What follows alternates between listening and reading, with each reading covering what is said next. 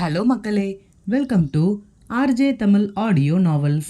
நான் தான் உங்கள் ஆர்ஜே. என்னுடைய கதைகளை கேட்டு மகிழ என்னுடைய சேனலை சப்ஸ்கிரைப் செய்து கொள்ளுங்கள். இப்போ வாங்க கதைக்குள்ள போகலாம். கதையின் பெயர் அவனதிகாரம். அத்தியாயம் 79. விசாலாட்சி கோபமாக அறைக்குள் சென்ற பிறகு கிஷோரின் வீட்டு ஆட்களை மீராவும் வள்ளியம்மை பாட்டியும் உபசரித்தனர்.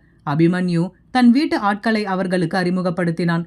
அம்மா, அப்பா, பாட்டி, தாத்தா என்று அனைவரையும் அறிமுகப்படுத்தினான். சற்று தள்ளி நின்றிருந்த ஆரியனை காட்டி என் தம்பி என்று அறிமுகப்படுத்த அவன் அருகில் இருந்த யாழினியை பார்த்த கிஷோரின் அம்மா, இவங்க தான் உங்களுடைய தங்கச்சியா என்று யாழினியின் தலையில் குண்டை போட்டார். அதை கேட்ட ஆரியன் சத்தமாக சிரிக்க அபிமன்யுவிற்கும் சிரிப்பு வந்துவிட்டது. யாழினியின் கோபமான முகத்தை பார்த்து. கோபத்தில் யாழினி ஆரியனின் காலை மிதிக்க வலி பொறுக்க முடியாமல், ஆ ராட்சசி என்று கத்தினான் ஆரியன். கிஷோரின் குடும்பத்தார் புரியாமல் பார்க்க யாழினி கோபமாக அபிமன்யுவின் அருகில் வந்தவள் அபிமன்யுவின் கையில் கிள்ளியவாறு, நான் உங்களுக்கு தங்கச்சியா என்றாள் கோபமாக.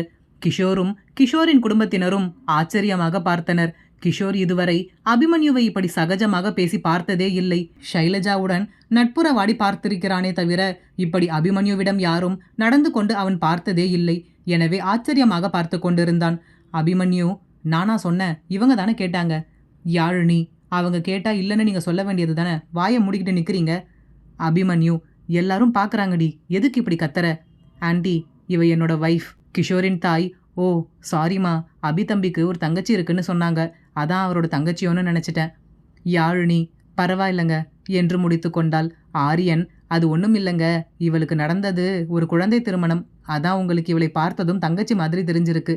ஏற்கனவே ஒரு தங்கச்சியை வைத்து சமாளிக்க முடியல, இதுல இன்னொரு தங்கச்சி எல்லாம் வேண்டாம் ஆண்டி, இருக்கிற ஒன்னே போதும் என்று ஆரியன் கூறி முடிக்கவும் அங்கே கலகலவென சிரிப்பொலி எழுந்தது. யாழினி ஆரியனை கோபமாக முறைத்து பார்க்க, ஆரியன், போதும், அங்க மிதிச்சதே இன்னும் வலிக்குது, கோபமா முறைச்சு பார்த்து கண்ணாலேயே என்னை பொசிக்கிடாத. கிருஷ்ணமூர்த்திக்கு இங்க நடப்பவை எதுவும் சுத்தமாக பிடிக்கவில்லை. அவர் ஒன்று நினைக்க நடந்தது ஒன்றாக ஆகி போனது. விருப்பம் இல்லாமல் வெறுப்பாக அமர்ந்திருந்தார். கிஷோரின் உறவுக்கார பெண் ஒருவர் அபிமன்யுவையும் யாழினியையும் பார்த்து, உங்க 2 பேரையும் பார்த்தா மேட் ஃபார் ஈச் அதர் மாதிரி இருக்கு, நீங்க லவ் மேரேஜா என்று கேட்டார். ஆரியன், என்னது மேட் ஃபார் ஈச் அதரா? இவங்க 2 பேருமா? ஏங்க நீங்க வேற, எங்க அண்ணனை போட்டு பாடா படுத்துறா. இவ எப்படி இருந்த மனுஷனை இப்படி ஆக்கிட்டான்னு தெரியுமா? உங்க பையன்கிட்டயே கேட்டு பாருங்க. எங்க அண்ணனுக்கு சிரிப்புனாலே என்னன்னு தெரியாது.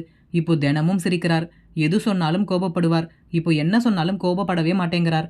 எப்படி இருந்தவரை இப்படி மாத்தி வச்சிருக்கிறா, இவளை போய் மேட் ஃபார் ஈச் அதர்னு சொல்றீங்களே என்றான் அங்கலாய்ப்பாக. கிஷோரின் உறவுக்கார பெண், எப்படி இருந்த உங்க அண்ணன் இந்த பொண்ணுக்காக இப்படி மாறி இருக்கிறாரே, அதிலிருந்தே தெரியலையா உனக்கு உங்க அண்ணன் இந்த பொண்ணு மேல எவ்வளவு அன்பு வைத்திருக்கிறார் என்று? அதனால்தான் இவங்களை மேட் ஃபார் ஈச் அதர் என்று சொன்னேன். வள்ளியம்மை பாட்டி, கொஞ்சம் நேரம் வாயை மூடிக்கிட்டு சும்மா இரேண்டா. கிஷோரின் அப்பா, அப்போ நாங்கள் கிளம்புறோம், நீங்கள் கலந்து பேசிட்டு ஒரு நல்ல முடிவாக சொல்லுங்க. மகேந்திரன், சரிங்க, நாங்கள் கலந்து பேசிட்டு தேதி முடிவு பண்ணி சொல்கிறோம், அப்போ நிச்சயம் வைத்து கொள்ளலாம். என் தங்கச்சி பேசினதை நீங்கள் எதுவும் மனசில் வச்சுக்க வேண்டாம். வாழ போகிறது இவங்க 2 பேரும் தான். இவங்க 2 பேருக்குமே இதில் முழு சம்மதம் என்னும்போது அவளை பற்றி நீங்கள் பெருசாக எடுத்துக்காதீங்க. கிஷோரின் அப்பா, சரிங்க சார், நாங்கள் கிளம்புறோம் என்று விட்டு கிஷோரின் குடும்பத்தார் விடை பெற்றனர். அவர்கள் கிளம்பியதும் அபிமன்யு யாழினியிடம், சரி நாம கிளம்பலாமா, டைம் ஆகுது. யாழினி கோபமாக, நான் எங்கேயும் உங்களோட வரமாட்டேன், நான் தனியாக தான் போக போகிறேன், நீங்கள் ஒன்றும் என் கூட வர தேவையில்லை. அபிமன்யு பாவமாக, நான் என்னடி பண்ணேன்? யாழினி, அவங்க பேசுனதை கேட்டு சிரிச்சிங்கல்ல. அபிமன்யு, அவங்க திடீர்னு அப்படி கேட்டதும் உன்னோட ஃபேஸ் ரியாக்ஷனை பார்த்து சிரிப்பு வந்துருச்சு, அதுக்காக என்கிட்ட கோச்சுப்பியா? யாழினி, ஆமாம் கோச்சுப்பேன், எங்கள் அம்மா வீட்டுக்கு தானே போகணும், நான் பாட்டி கூட போய்க்கிறேன், நீங்கள் ஒன்றும் வர தேவையில்லை என்று கூறிவிட்டு கோபமாக அறையை நோக்கி செல்ல, அபிமன்யு, ஏய் ப்ளீஸ் டி, ரொம்ப பண்ற நீ, சரி இனிமே சிரிக்க மாட்டேன், நான் சொல்றதை கேளு என்று யாழினியின் பின்னே கெஞ்சி கொண்டு சென்றான். ஹாலில் இருந்த மற்ற குடும்பத்தினர் அனைவரும் இங்கே நடக்கும் காட்சியை அதிசயமாக பார்த்து கொண்டிருந்தனர். என்ன இது, அபி யாழினியிடம் கெஞ்சி கொண்டு செல்கிறான், யாழினி கோபமாக செல்கிறாளே, அனைத்தும் தலைகீழாக நடக்கிறதே என்று ஆச்சரியமாக பார்த்து கொண்டிருந்தனர். கிருஷ்ணமூர்த்தி தாத்தாவுக்கு இதையெல்லாம் பார்க்கும் பொழுது எரிச்சலாக வந்தது. என் பேரனை நல்லா கைக்குள்ள போட்டுக்கிட்டு இப்படி மாத்திட்டா, எல்லாம் ஏன் தப்புதான், என்ன சொல்லணும், கல்யாணத்துக்கு சம்மதிக்க வச்சிருக்க கூடாது, ச்சே என்று தன்னைத்தானே நொந்தபடி அறைக்கு சென்று விட்டார். மீரா, பாட்டி, மகேந்திரன் என அனைவருக்கும் அபிமன்யுவின் மாற்றத்தை பார்த்து பெரும் மகிழ்ச்சி. மீரா மகேந்திரனிடம், அபி ரொம்ப மாறிட்டான்ல மகி என்றார் ஆனந்த கண்ணீருடன். மகேந்திரன், ஆமா மீரா, பார்க்கவே ரொம்ப சந்தோஷமா இருக்கு. அவங்க சொன்ன மாதிரி இவங்க 2 பேரும் மேட் ஃபார் ஈச் அதர் தான் என்றார் சந்தோஷமாக. பாட்டிக்கும் மகிழ்ச்சியில் கண்ணீர் துளிர்விட அதே மகிழ்ச்சியான மனநிலையோடு ஊருக்கு கிளம்ப சென்றனர். கிருஷ்ணமூர்த்தி தாத்தா கடுகடுவென அமர்ந்திருந்தார். வள்ளியம்மை பாட்டி, ஏங்க நான் அபி கூட ஊருக்கு போயிட்டு வரேன். கிருஷ்ணமூர்த்தி, ஊருக்கா? எங்க? வள்ளியம்மை பாட்டி, என்னோட அக்கா வீட்டுக்கு. கிருஷ்ணமூர்த்தி, என்ன வள்ளி, என்ன நினச்சிக்கிட்டு இருக்க நீ உன் மனசுல? கொஞ்சம் இடம் கொடுத்தா போதுமே, தலைக்கு மேலே ஏறி உட்காந்துப்ப. அவங்களுடைய உறவே இருக்கக்கூடாதுன்னு நான் சொல்கிறேன். நீ என்னடான்னா அக்கா வீட்டுக்கு போகிறேன்னு சொல்கிற? வள்ளி அம்மை, இது என்னோட முடிவு இல்லை. அபி தான் யாழினியை கூப்பிட்டுக்கிட்டு அவங்க அம்மா வீட்டுக்கு போகிறதா சொன்னான். அதான் நானும் கூட வரேன்னு சொன்னேன். கிருஷ்ணமூர்த்தி நம்ப முடியாமல், அபியா? அபி எதுக்கு அங்கே போகிறான் என்றார் அதிர்ச்சியாக. வள்ளியம்மை பாட்டி, இது நல்ல கதையா இருக்கே. அவனோட மாமியார் வீட்டுக்கு அவன் போகிறான், ஏன் போகிறான்னு கேட்க முடியுமா? கிருஷ்ணமூர்த்தி, அந்த பொண்ணு என்ன பண்ணான்னு தெரியல, அபி இப்படி தலைக்கீழா மாறி கிடக்கிறான் என்று சிடுசிடுத்தார். அவள் பின்னாடி போய் கெஞ்சிக்கிட்டு போகிறான், பார்க்கவே அசிங்கமாக இருக்கு. வள்ளியம்மை பாட்டி சிரித்த முகமாக, புருஷன் பொண்டாட்டினா அப்படிதான்.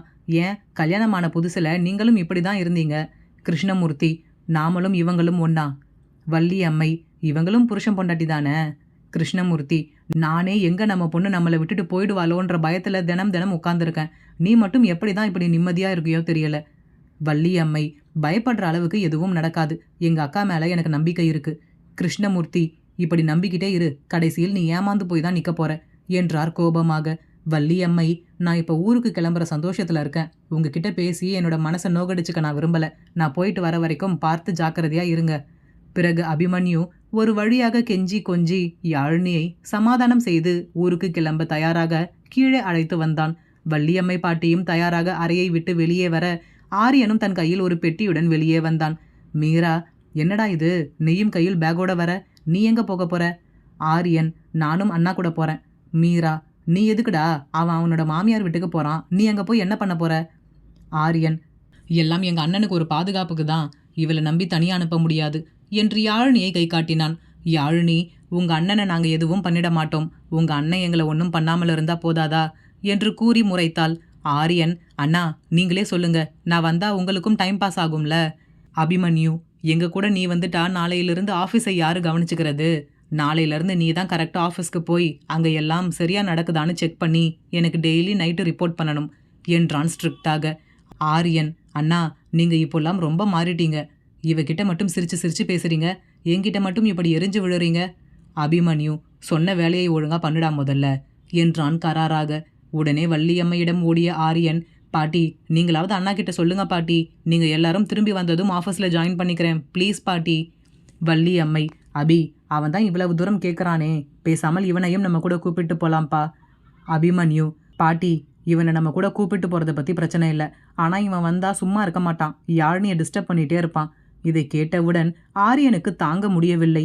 ஆரியன், அண்ணா நீங்கள் வேற என்ன காரணம் சொல்லியிருந்தாலும் நான் கேட்டிருப்பேன். இவளை நான் தொந்தரவு பண்ணுவேன்னு நீங்கள் கூட பிறந்த தம்பி என்னை விட்டுட்டு போக பார்க்குறீங்களா? அப்போ உங்களுக்கு என்னை விட இவள் தான் முக்கியமா என்றான் ஆதங்கமாக. அபிமன்யு சற்றும் யோசிக்காமல், ஆமா இவ தான் முக்கியம் என்றான். யாழினி அபிமன்யுவிற்கு தெரியாமல் அபிமன்யுவின் பின் நின்றவாறு ஆரியனுக்கு சைகை மூலம் வெறுப்பேற்ற, ஆரியன், அண்ணா இப்போ நீங்கள் என்ன பண்ணுவீங்களோ ஏது பண்ணுவீங்களோ எனக்கு தெரியாது, நானும் உங்கள் கூட தான் வருவேன் என்று திட்டவட்டமாக கூறிவிட்டான். அபிமன்யு, வர வர நீ பண்ணுறதெல்லாம் பார்த்தா சின்ன பசங்க பண்ணுற மாதிரி இருக்கு ஆரியன். வயசுக்கு தகுந்த மாதிரி நடந்துக்க ட்ரை பண்ணு. இதுதான் உனக்கு ஃபர்ஸ்ட் அண்ட் லாஸ்ட் வார்னிங். திரும்ப இந்த மாதிரி விளையாட்டுத்தனமாக எதுவும் பண்ணிக்கிட்டு இருக்காத. ஆரியன், அப்போ நான் அவங்க கூட வருவதற்கு உங்களுக்கு ஓகேவா என்றான் எதிர்பார்ப்போடு. அபிமன்யு கடுப்பாக, வந்து தொலை, வேற என்ன பண்ணுறது? ஷைலஜா எனக்கு ஒரு ஹெல்ப் பண்ணு. ஷைலஜா, சொல்ல அபி. அபிமன்யு, நான் ஊரில் இருந்து ரிட்டன் வர வரைக்கும் நீயும் கிஷோரும் தான் கொஞ்சம் ஆஃபீஸை பார்த்துக்கணும். ஏதாவது இம்பார்ட்டண்ட்னா நான் வீடியோ காலில் வரேன். எனக்கு டெய்லி நைட் ரிப்போர்ட் சப்மிட் பண்ணணும். ஷைலஜா, ஷியோர் அபி, நாங்கள் பார்த்துக்குறோம். Don't worry, you enjoy your trip. Arani அவசரமாக தன் அறையில் இருந்து கையில் ஒரு பையுடன் ஓடி வந்தாள். ஆரணி, அண்ணா அண்ணா ஒரு நிமிஷம் நானும் வரேன் என்றாள் மூச்சு வாங்கியபடி. அபிமன்யு சலிப்பாக, என்ன ஆரணி நீயுமா? ஆரணி, ப்ளீஸ் அண்ணா, இவனை மட்டும் கூப்பிட்டு போறீங்கல்ல, என்னையும் கூப்பிட்டு போங்க, அங்கே ஊரில் ஜாலியாக இருக்கும். அபிமன்யு, சரி வா. பிறகு ஒரு வழியாக அனைவரும் கிளம்பி அரசனூரை நோக்கி தங்கள் பயணத்தை தொடங்கினர். ஒவ்வொருவரின் மனநிலையும் ஒவ்வொன்றாக இருக்க இனி நடக்கப் போவது என்ன? இனி வரும் அத்தியாயங்களில் பார்ப்போம். இந்த கதை பிடித்திருந்தால் மறக்காம லைக் பண்ணிட்டு அப்படியே சப்ஸ்கிரைப் பண்ணிடுங்க ஃப்ரெண்ட்ஸ். மீண்டும் அடுத்த அத்தியாயத்தில் சந்திப்போம். நன்றி.